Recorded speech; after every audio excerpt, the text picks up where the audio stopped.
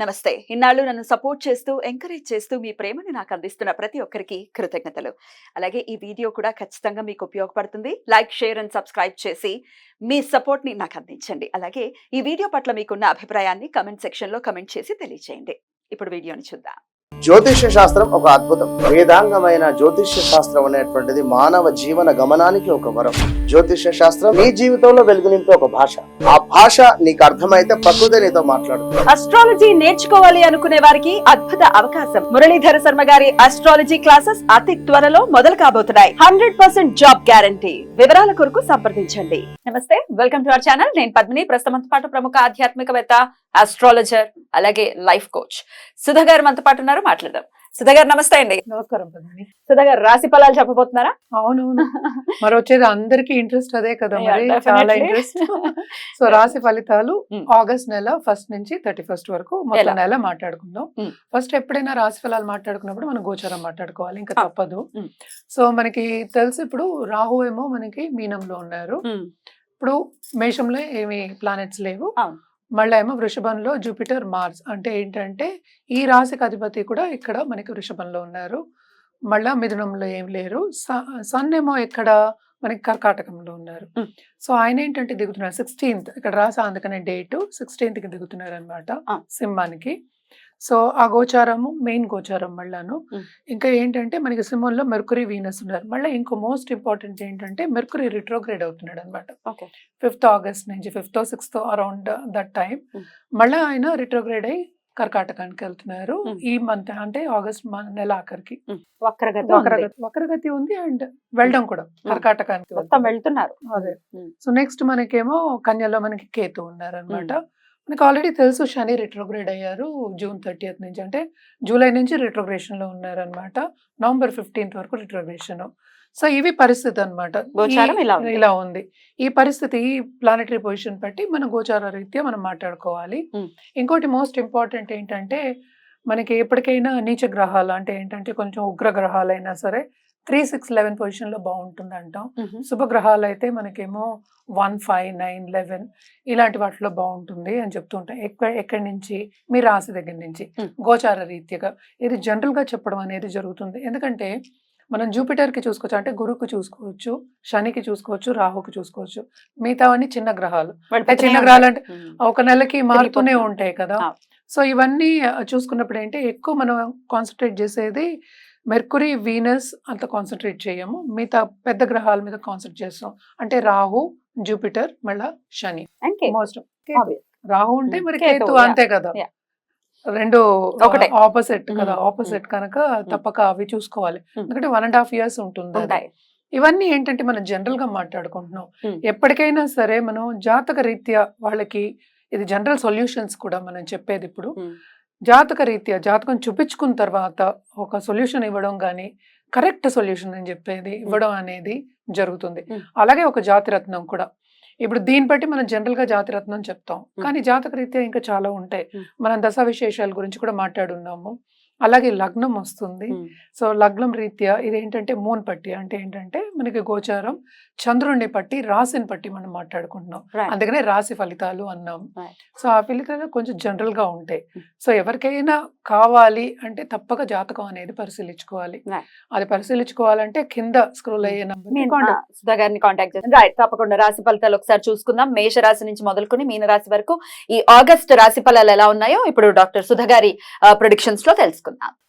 మరి సుధా గారు, మేష రాశి వారికి ఆగస్ట్ నెలలో ఎలా ఉండబోతోంది? తప్పక చూద్దాం. అది అందరూ ఏంటంటే వెయిట్ చేస్తూ ఉంటారు, అందరూ రాశులు ఎలా ఉన్నాయి మావి, Right. అంటే ఫలితాలు ఎలా ఉన్నాయని వెయిట్ చేస్తూ ఉంటారు. Right.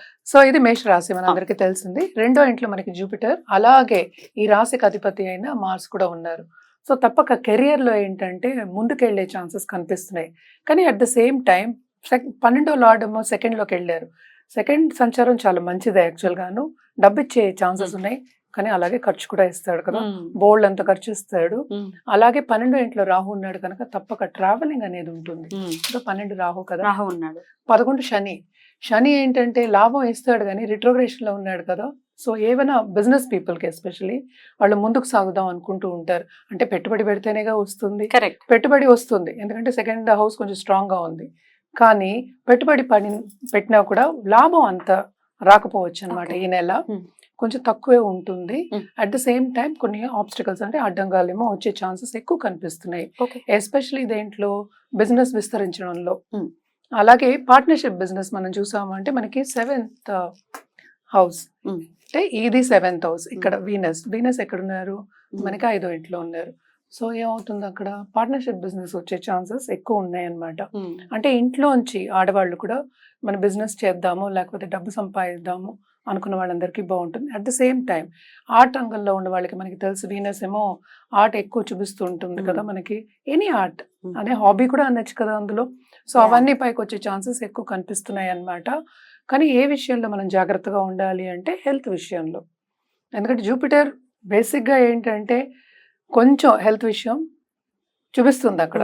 అంటే నీరసం చూపిస్తుంది. జాగ్రత్త వహించాలి. అంటే 12వ లార్డ్ కదా మళ్ళీ, Mm, 12th mm. Lord 2nd house లో కుటుంబ పరంగా Mm. అంటే మెడికల్ ఇష్యూస్ వచ్చే ఛాన్సెస్ ఎక్కువ కనిపిస్తున్నాయి. అలాగే లాసెస్ అంతే కదా, 12వ హౌస్ అంటే లాసెస్.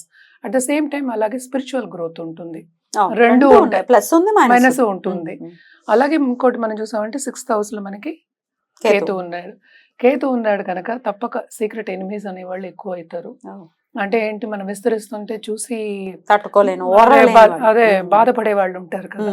పైకి బానే ఉంటారు బట్ వెనకాతల మాట్లాడుకోవడం కానీ, Yeah. అలాగే ఇది కొలీగ్స్ అయినా అవ్వచ్చు, at the same time friends అయినా అవ్వచ్చు అన్నమాట. అలాగే మనం ఎప్పుడో కలుసుకొని ఫ్రెండ్స్ అందరు కలుసుకునే ఛాన్సెస్ ఎక్కువ ఉన్నాయి. ధార్మిక కార్యక్రమాల్లో కూడా పాల్గొంటారు. మనకి తెలిసి వచ్చే నెల అంతా కూడా మనకి శ్రావణ మాసం కూడా వస్తోంది. తప్పక రిలీజియస్ దాంట్లోకి వాళ్ళు మక్కువ కూడా చూపిస్తారు. అందుకని స్పిరిచువల్ గ్రోత్ అన్నాను. 5వ తారీఖు నుంచి శ్రావణ మాసం మొదలైపోతుంది. సో డెఫినెట్ గా అది ఉంటుంది. అది ఏంటంటే కలుసుకోవాలి కదా, అది ఆనందించాలి, అది మోర్ ఇంపార్టెంట్. Correct. కలుసుకోవడం అనేది పైన కలుసుకోవడం అనేది different.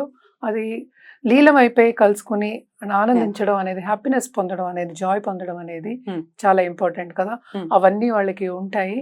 Only thing is career పాత్లో కొంచెం అంటే పై వాళ్ళతో నోటి దుడుసుకోవద్దు. ఎందుకంటే అగ్రెసివ్ నేచర్, దూసుకెళ్ళిపోద్దాం అంటే ఏంటి, బాధ్యతలు కూడా ఎక్కువ అవుతాయి. ఇప్పుడు మనకి 2nd హౌస్ లో ఉంటే డబ్బు రావాలంటే బాధ్యతలు ఎక్కువ అవ్వాలి కదా. సో కెరియర్ రీతిగా నేను చెప్తున్నాను, జాబ్ పరంగా నేను చెప్తున్నాను. అట్ ద సేమ్ టైం ఏంటంటే నిరుద్యోగులకి ఉద్యోగ అవకాశాలు కూడా ఎక్కువ కనిపిస్తున్నాయి అన్నమాట. స్టూడెంట్స్ కూడా తప్పక బయటకు వెళ్ళి చదివే వాళ్ళు ఉంటారు కదా, అబ్రాడ్ ఛాన్సెస్ వచ్చే చాలా ఉన్నాయి. ఇప్పుడు అదే కదా మనకి జూలై ఆగస్ట్ లోనే ఉంటుంది ఎక్కువ. సో వాళ్ళకి కూడా ఛాన్సెస్ ఉన్నాయి. ఓన్లీ థింగ్ ఏంటంటే పేపర్ సరిగా పెట్టుకుని వీసా వచ్చే ఛాన్సెస్ ఉన్నాయా లేవా అవన్నీ చూసుకోవాలన్నమాట. ఎందుకంటే ఈ కాలంలో అందరూ వెళ్తున్నారు. సో ఎవరైనా కాంపిటీషన్ పట్టే మనం చెప్తూ ఉంటాం. మన జాతకం బాగుంది, మన రాశి పరంగా మనం చెప్తున్నాం, జాతకం బాగున్నా కూడా ఈ మిగతా వాళ్ళకి కూడా ఛాన్సెస్ ఎక్కువ ఉంటాయి ఇన్ కాంపిటీషన్. అంటే అందుకని మనం ఏంటంటే దశా విశేషాలు కూడా చెప్పుకుంటూ ఉంటాం. అలాగే వీళ్ళు పరిహారాల విషయానికి వస్తే తప్పక రైట్ అండి, ఖర్చులు ఉంటాయి అని చెప్తున్నారు. డెఫినెట్ గా శ్రావణ మాసం కాబట్టి ఎంతో కొంత ఖర్చు ఉంటుంది. అలాగే ఆరోగ్య విషయంలో, అందున కుటుంబ సభ్యుల ఆరోగ్య విషయంలో జాగ్రత్తగా ఉండాలి. పెద్దవాళ్ళు ఎస్పెషల్లీ ఇంట్లో ఉన్న పెద్దవాళ్ళు. మరి ఎట్లాంటి పరిహారాలు చేసుకోవాలి ఎంటైర్ మంత్ పీస్ఫుల్ గా వెళ్ళిపోవాలి? ఎంటైర్ మంత్ పీస్ఫుల్ గా వెళ్ళాలి అంటే తప్పక ఏంటంటే ఫస్ట్ శని భగవాన్ కాళ్ళు పట్టుకోవాలి. ఎందుకంటే లాభం అనేది మనం కోరుకోవాలి కదా ఎప్పుడైనా. అది లాభం రిట్రోగ్రేషన్ లో ఉంది కనుక కొంచెం ఆగుతుంది, అదే చెప్తూ ఉన్నాను. సో బిజినెస్ పీపుల్ ఎస్పెషల్లీ వాళ్ళు మాత్రం శని భగవాన్ కాలు పట్టుకోవాల్సింది. అంటే ఏం చేయాలి అంటే ప్రదక్షిణ చేయడం. అంటే శనివారం వెళ్ళి నవగ్రహాలకి ప్రదక్షిణ అని విడిగా ఉండదు కదా. సో ప్రదక్షిణ చేయడం, అట్ ద సేమ్ టైం శని చాలీస చదువుకోవడం అనేది చాలా మంచిది. అండ్ ఆల్సో 15th తర్వాత అంటే సన్ కూడా మూవ్ అవుతున్నారు కనుక 15th తర్వాత మనమేమో ఆదిత్య వృద్ధం చదువుకోవడం. అంతకు ముందు కూడా చదువుకోవచ్చు, ఎవరు వద్దంటలేదు, చదువుకోవడం చాలా మంచిది. గురు కాళ్ళు కూడా పట్టుకోవడం అనేది మంచిది, ఎందుకంటే ఇది మనకి డబ్బు నిలవాలి కదా. సో థర్స్డే గురికి పూజ చేయడం అనేది కూడా చాలా మంచిది అనమాట. అలాగే ఇప్పుడు పెళ్లి కావాలి అనుకున్న వాళ్ళు ఇది మంచి ఇదే, కానీ మార్క్స్ కూడా ఉన్నారు కనుక పెళ్లి అయ్యే ఛాన్సెస్ కూడా ఉంటాయి. సో కుమారి పూజ చేయడం అనేది మంచిది. కన్యా పూజలు చేస్తూ ఉంటారు, అది కూడా బాగుంటుంది అనమాట.